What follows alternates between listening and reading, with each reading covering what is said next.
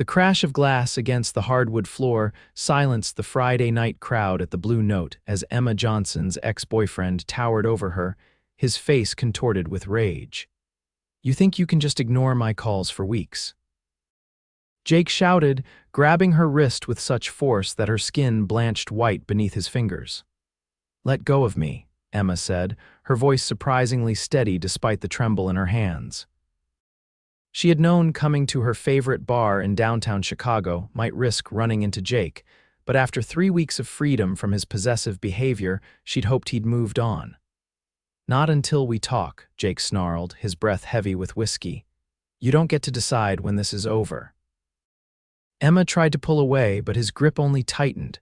The surrounding patrons watched uncomfortably, some averting their eyes, others whispering behind their hands, but none stepping forward to help. "I believe the lady asked you to let her go." The voice was calm yet commanding, cutting through the tension like a blade. Emma turned to see a tall man with dark hair and sharp eyes standing beside her table. His tailored charcoal suit suggested wealth, but it was the quiet authority in his stance that made Jake's hand loosen slightly. "This is none of your business," Jake spat, his free hand balling into a fist. The stranger didn't flinch. "You're making a scene in public and hurting someone who clearly doesn't want your attention. That makes it everyone's business." He stepped closer, his eyes never leaving Jake's. "I'm giving you one chance to walk away with your dignity intact." For a moment, Emma thought Jake might throw a punch. Instead, after several tense seconds, he released her wrist, leaving angry red marks in the shape of his fingers. "This isn't over," Jake muttered, but the stranger simply moved between them, effectively blocking Jake's view of Emma. "Actually, it is," the stranger replied. He nodded toward the door where 2 security guards now stood watching. "I suggest you leave before they escort you out." Jake's face flushed with humiliation as he backed away. "You'll regret this," he said to Emma before stalking toward the exit. Only when the door closed behind him did Emma release the breath she'd been holding. She rubbed her wrist, wincing at the tenderness. "Are you all right?" The stranger asked, his voice softening as he turned to her. "Yes, thank you," Emma said, finally getting a proper look at her defender. He appeared to be in his early 30s, with features that seemed carved by a sculptor's strong jawline, straight nose, and eyes the color of aged whiskey. I appreciate what you did." "Alexander Harrington," he said, extending his hand. "And you don't need to thank me. No one deserves to be treated that way." "Emma Johnson," she replied, taking his hand. His palm was warm and his grip gentle, a stark contrast to Jake's bruising grasp. "May I?" Alexander gestured to the empty chair across from her. Emma hesitated for only a moment before nodding. As he sat down, a waitress approached with a glass of what looked like scotch. "Your usual, Mr. Harrington," she said, placing the drink on the table with a reverence that suggested Alexander was more than just a regular patron. "Thank you, Mia," he said, smiling at the waitress before returning his attention to Emma. "Can I get you anything?" "I think you might need something stronger then." He glanced at her half-empty glass of white wine. "I'm fine with the wine," Emma said, though she took a larger sip than usual, needing the calming effect of the alcohol. "Do you make a habit of rescuing women from aggressive exes, Mr. Harrington?" Alexander's lips curved into a slight smile. "Not a habit, no, but I don't tolerate bullies, and please call me Alex." "Well, Alex, I'm grateful. Jake can be unpredictable when he drinks." "How long were you together?" Alex asked, taking a measured sip of his scotch.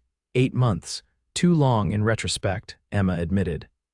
"I broke things off 3 weeks ago when his jealousy started getting out of control. Tonight was the first time I've seen him since." Alex nodded, his expression thoughtful. "Will he be a problem? Should I arrange for someone to make sure you get home safely?" The offer surprised Emma. "That's very kind, but I'll be fine. Jake's all talk when it comes down to it. Besides, my apartment building has good security." "If you're certain, though I'd feel better if you let me call you a car." Emma studied him, trying to reconcile his obvious wealth and power with the genuine concern in his eyes. "You're not what I expected. And what did you expect? I don't know. Most men would have either walked away or tried to impress me with some macho display." She tilted her head, curious. "But you handled it with finesse." Alex chuckled, the sound warm and rich. Violence rarely solves problems, it just creates new ones. I've found that calm confidence tends to be more effective. And where does one learn calm confidence like that? Emma asked, finding herself genuinely interested. Years of high-stakes negotiations and board meetings, Alex replied. When billions of dollars hang on your every word, you learn to control the room. Emma's eyebrows rose. Billions? What exactly do you do, Alex? I run Harrington Enterprises, he said simply, as if it were the most normal thing in the world. The name clicked in Emma's mind. Harrington Enterprises, one of the largest shipping and logistics companies in the world. She'd read about them in the business section of the Tribune. You're that Harrington, the billionaire CEO who revolutionized global supply chain management. Alex winced slightly. I prefer just Alex, if you don't mind, especially on Friday nights when I'm trying to escape work for a few hours. Emma felt her cheeks flush. Sorry, I didn't mean to. Don't apologize, Alex interrupted gently. It's a fair reaction, I just find that title tends to change how people interact with me. I'd rather get to know you as a person, not as a business opportunity or a net worth figure. The sincerity in his voice touched something in Emma. She was accustomed to men who viewed her as a conquest, not as someone worth knowing. Fair enough, she said. So, Alex, who's just a person, what brings you to the Blue Note on a Friday night? The jazz, he answered immediately. Best live music in the city. I own a penthouse 2 blocks from here, and after a long week, there's nothing better than good scotch and better saxophone solos. Emma smiled, relaxing slightly. The music is why I come too. I'm a photographer, I shoot mostly weddings and events, but jazz musicians are my favorite subjects. There's something about capturing someone lost in their art. You're passionate about your work, Alex observed. I am. It doesn't make me billions, but it makes me happy. That's worth more than any amount in a bank account, Alex said, and Emma could tell he meant it. Their conversation flowed easily after that. Emma learned that despite his wealth, Alex had simple tastes. He preferred dive diners to 5-star restaurants, drove himself rather than employing a chauffeur, and spent most Sundays sailing alone on Lake Michigan. In turn, she told him about her small photography studio, her dream of publishing a book of jazz portraits, and her Connecticut childhood. Hours passed, marked only by empty glasses and the changing rotation of musicians on stage. When the band finally took their last bow shortly after midnight, Emma was surprised at how comfortable she felt with Alex. I should be going, she said reluctantly, gathering her purse. Early shoot tomorrow. Of course. Alex signaled for the check, which the server brought immediately. Emma reached for her wallet, but Alex shook his head. Please allow me. You've already done enough tonight, Emma protested. Consider it a thank you for the best conversation I've had in months, Alex replied, sliding his card to the waitress without looking at the bill. Outside, the Chicago night had cooled considerably. Emma shivered slightly in her light jacket, and without a word, Alex removed his suit jacket and draped it over her shoulders. This is becoming quite the knight in shining armor routine, Emma teased, though she didn't refuse the warmth. Old habits, Alex said with a self-deprecating smile. My mother raised me to be a gentleman. She did a good job, Emma said softly. They stood there for a moment, streetlights casting a golden glow on the sidewalk between them. Finally, Alex broke the silence. Emma, I've enjoyed tonight immensely.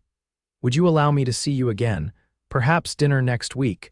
The question shouldn't have surprised her, yet Emma found herself momentarily speechless.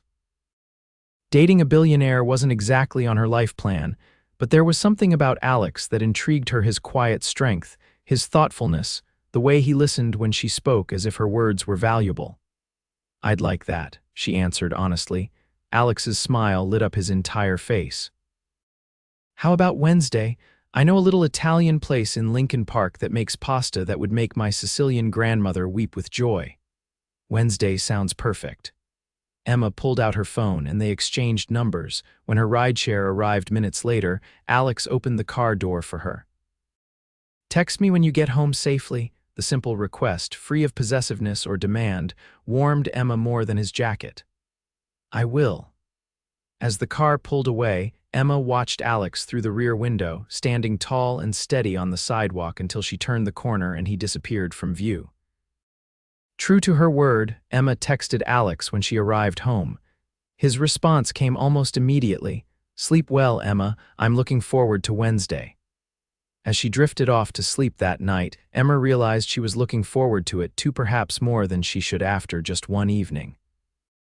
Wednesday arrived with unusual anticipation for Emma. She'd spent more time than she'd admit selecting her outfit, a deep blue wrap dress that complemented her eyes and fell just above her knees, paired with modest heels and a simple silver pendant. The Italian restaurant, Bellanotte, was intimate and charming, with only 12 tables and walls adorned with black and white photographs of the Italian countryside. When Emma arrived, Alex was already waiting, rising from his seat with a warm smile that made her heart skip. "You look beautiful," he said simply, pulling out her chair. "Thank you," Emma replied, noticing he'd opted for a more casual look tonight, dark jeans and a navy button-down that made his amber eyes seem even warmer. "No suit today," Alex smiled, "only when necessary. I find most people are more comfortable when I'm not dressed like I'm about to acquire their company." The evening was perfect, the food was exceptional, the wine was better, and the conversation never faltered. Alex told stories of his early days building Harrington Enterprises from the modest shipping company his grandfather had founded. Emma shared her journey from amateur photographer to business owner, including the lean years when she'd worked 3 jobs to afford her first professional camera. "What made you stick with it?" Alex asked, genuinely curious. Most people would have given up and chosen something more stable. Emma considered the question. "There was this moment I was photographing a wedding, nothing special, just a standard job. But when I showed the bride the preview of her first look with her father, she burst into tears. She said, 'This is how I want to remember today forever.' That's when I knew I wasn't just taking pictures. I was preserving moments that matter." Alex's expression softened. "That's beautiful, Emma. Creating something that meaningful, that's rare." "What about you?" Emma asked. "You could have done anything with your life. Why shipping and logistics?" "Honestly, because it matters. Everything people need, medicine, food, clothing, it all has to get from point A to point B. We make that happen efficiently, ethically, and with minimal environmental impact." His passion was evident. "It's not glamorous, but at the end of the day, I know we've made a tangible difference." By the time they finished their tiramisu, Emma realized 3 hours had passed like minutes. As Alex walked her to her car, their hands brushed, and without overthinking it, Emma slipped her fingers between his. Alex's smile was immediate and warm, his grip gentle but secure. "I have an early meeting tomorrow," Alex said reluctantly when they reached her car. "But I'd love to see you this weekend if you're free. I'm taking my sailboat out on Saturday, nothing fancy, just a day on the lake. Would you like to join me?" Emma hesitated only briefly. "I'd like that, though I should warn you I know nothing about sailing." "That's perfect," Alex replied with a grin. "I love teaching." Their goodbye was a gentle kiss on the cheek, his lips barely grazing her skin but leaving a warmth that lingered long after she drove away.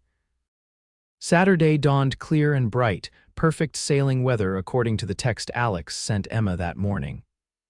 She dressed in the clothes he suggested, comfortable shorts, a light sweater, and boat shoes she'd borrowed from a friend.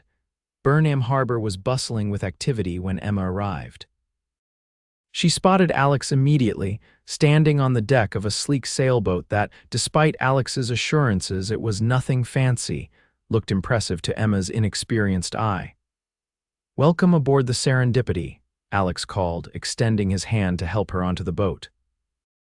He was dressed casually in khaki shorts and a faded Harvard t-shirt, looking more relaxed than she'd seen him yet. "This is gorgeous," Emma said, taking in the polished wood and gleaming fixtures.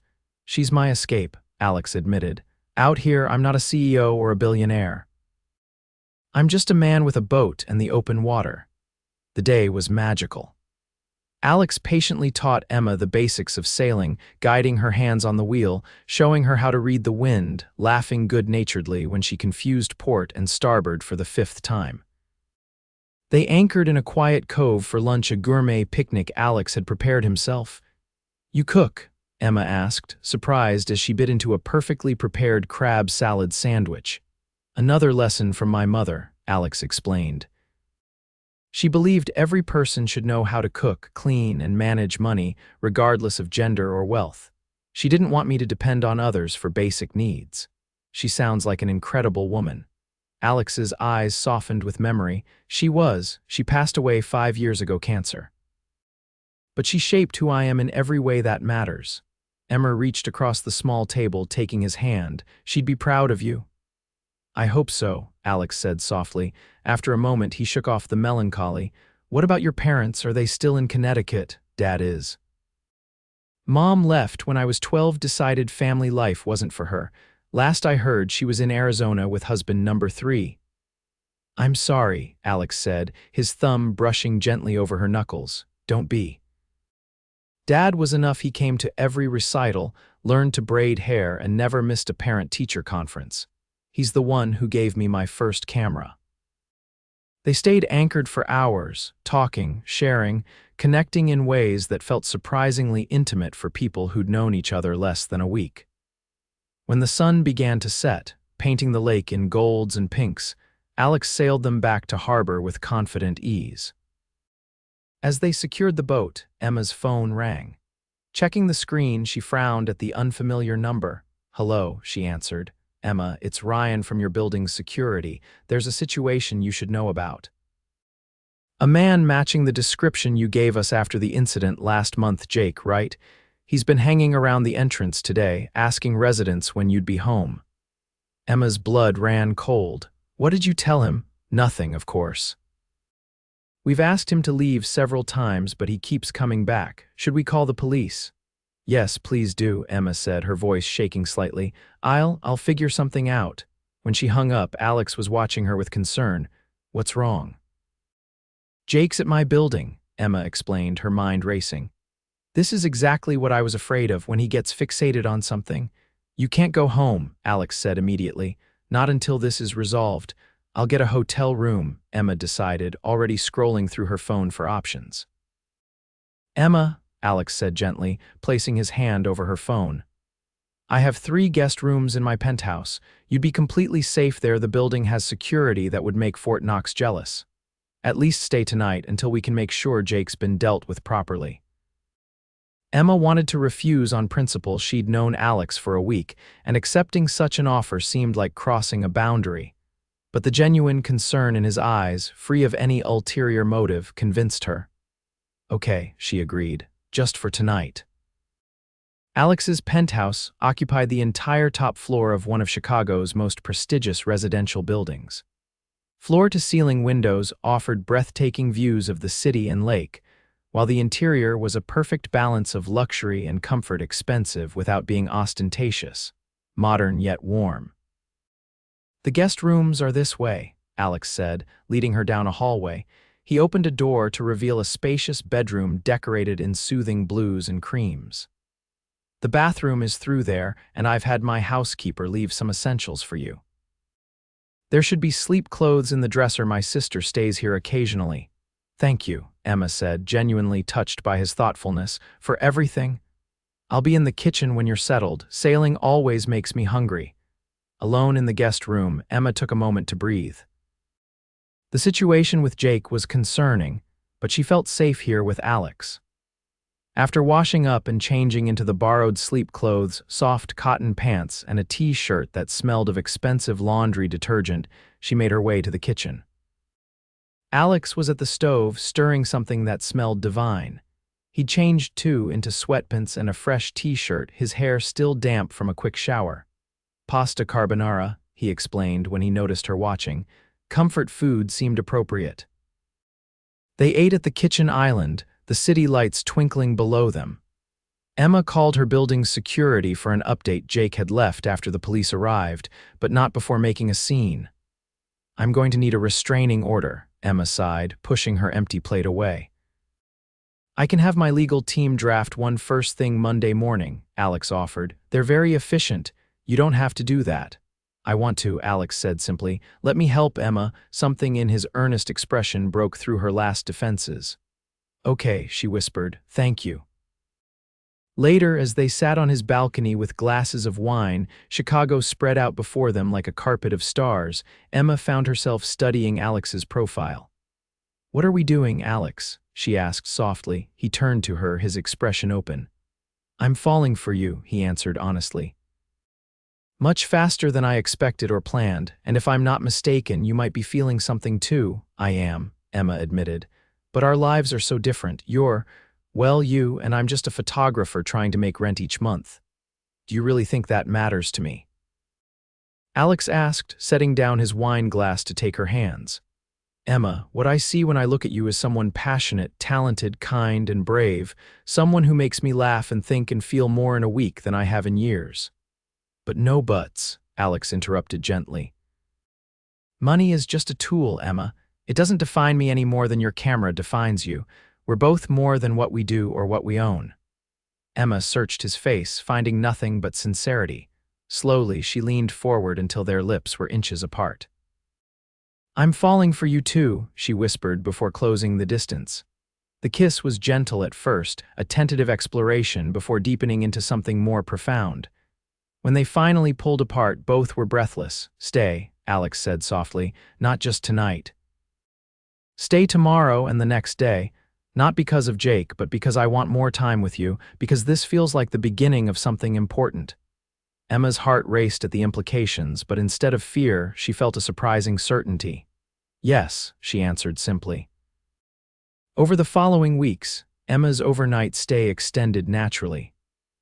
Her clothes migrated to Alex's closet, her photography books found homes on his shelves, and her favorite coffee mug took permanent residence in his kitchen cabinet. The restraining order against Jake was granted without issue, thanks to Alex's legal team and security footage from both the Blue Note and Emma's apartment building. Their relationship deepened with each passing day. Alex attended one of Emma's gallery showings, standing proudly in the background as she discussed her work with potential buyers. Emma joined Alex at a charity gala, charming his business associates with her genuine interest and quick wit. They cooked together, sailed together, and spent lazy Sundays reading in comfortable silence. 3 months after that fateful night at the Blue Note, Alex took Emma back to the same bar. They sat at the same table, ordered the same drinks, and listened to the same band that had played the night they met. Do you remember what you said to me that night? Alex asked during a break between sets. You said I wasn't what you expected. Emma smiled at the memory. You weren't. You still aren't. In what way? You're the wealthiest person I've ever known, yet the least materialistic. You have power most people can't imagine, yet you're kind to everyone regardless of their status. You could have anyone, yet you chose me. Alex reached across the table, taking her hand. I didn't choose you, Emma. I recognized you, like my soul knew yours before we even spoke. Emma's breath caught at the naked emotion in his eyes. Alex. He squeezed her hand once before releasing it to reach into his pocket. When he withdrew a small velvet box, Emma's heart stopped. I know it's fast, Alex said, his voice steady despite the vulnerability in his eyes. But when you know, you know. And I know that I want to wake up beside you every morning, sail with you on weekends, argue about where to hang your photographs, and grow old watching you capture the world through your lens. He opened the box to reveal a stunning yet understated ring, a round diamond flanked by smaller sapphires that matched the blue of Emma's eyes. Emma Johnson, will you marry me? Time seemed to suspend as Emma looked from the ring to the man holding it, the man who had defended her from her aggressive ex at a bar and shown her what true protection felt like. The man whose protective heart had been visible from that very first night, not in aggression but in genuine care. Yes, she breathed, her vision blurring with happy tears. Yes, I'll marry you. The cheers of the band and patrons faded to background noise as Alex slipped the ring onto her finger and stood to pull her into his arms. His kiss was a promise, tender yet passionate, and Emma knew with absolute certainty that she'd found her home. 1 year later, they married on Alex's sailboat, the Serendipity, with only their closest friends and family in attendance. Emma wore a simple white dress that danced in the lake breeze, while Alex beamed at her in a light linen suit. They wrote their own vows, promises of partnership, respect, and enduring love. At the reception, held at the Blue Note which Alex had rented for the evening, Emma's father raised a toast that brought tears to every eye. To the man who protected my daughter when she needed it, but who had the wisdom to see that what she needed most was not a shield, but a partner. And to my beautiful Emma, who had the courage to recognize a good heart when she found it. May your love continue to be a harbor in life's storms. As they danced their first dance as husband and wife, Alex whispered against Emma's temple, "Did you ever imagine that night when I interrupted your ex that we'd end up here?" Emma smiled, pressing closer to him. "No, but now I can't imagine ending up anywhere else." "Neither can I," Alex said, his arms tightening around her. "Neither can I." And as the jazz band played softly around them, Emma knew that while their love story had begun with protection, it had flourished because they had both recognized something rare and precious in each other, something worth cherishing for a lifetime.